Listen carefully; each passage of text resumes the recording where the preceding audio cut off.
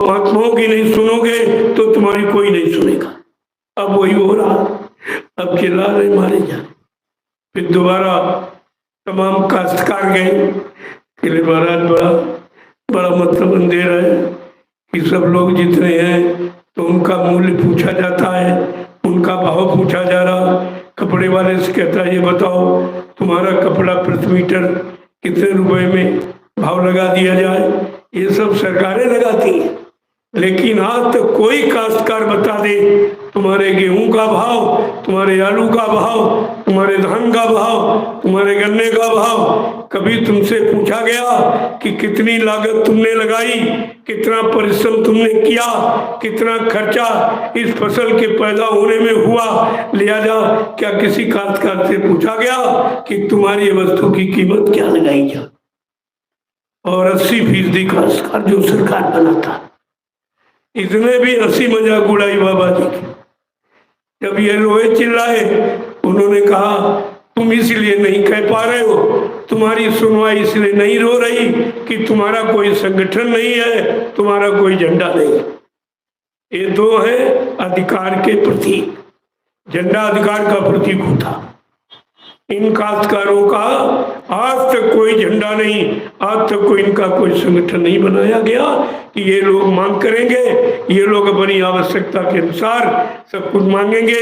ये 80% है, हमें देना पड़ेगा। इसलिए जानबूझकर इन लोगों ने तुम्हारा कोई झंडा, कोई संगठन नहीं बनाया।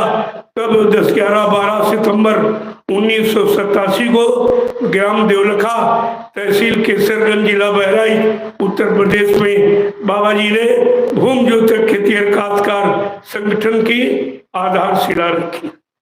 और आखिरी दिन ये कहा, ऐ भूम ज्योत को, अगर तुमने विश्वास के साथ अपना ये झंडा पकड़ लिया भूम ज्योतक खेतिहर काश्तकार संगठन का, तो मैं ये विश्वास दिलाता हूँ, मैं ये वादा करता हूँ कि जितने काले पीले नीले हरे झंडे लाल झंडे लिए घूम रहे, ये अपने अपने झंडों को फेंक कर अगर तुम्हारे भूम ज्योतक खेतिहर काश्तकार संगठन झंडे के नीचे न आ जाए तो इस बाबा को बाबा मत कहना।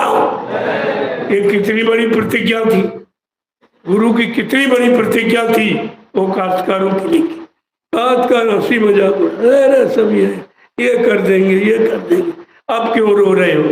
अब मारे जा रहे हो, वही कोई सुनने वाला, सताए जा रहे हो, वही कोई सुनने वाला। पैदा तुम करते हो, मूल्य निर्धारित वो करते। तुम अपनी फसल का मूल्य निर्धारित नहीं कर सकते हो, ये अधिकार तुमको नहीं है, क्योंकि तुम्हारा ना कोई संगठन है, ना तुम्हारा कोई झंडा।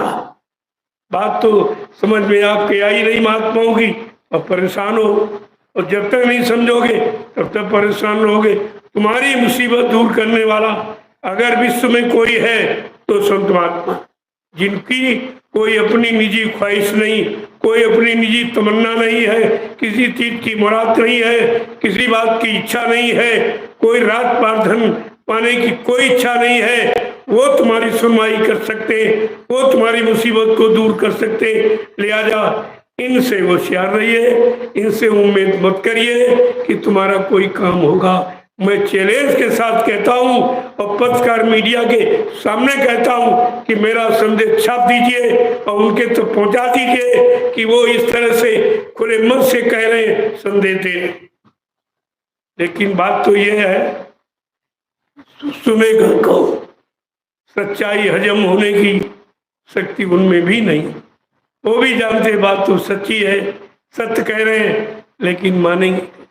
अगर हम मान जाएंगे हमारी स्वार्थ सिद्धि, हमारा ये पद, हमारी ये कुर्सी, हमारा ये लाभ, हमारा ये लूटपाट, हमारी ये ज्ञानता जो लोगों में फैला दी, तो तुमको भ्रमित किया, समय समय पर आज भी भ्रमित कर रहे हैं, लोगों की समझ में नहीं आया।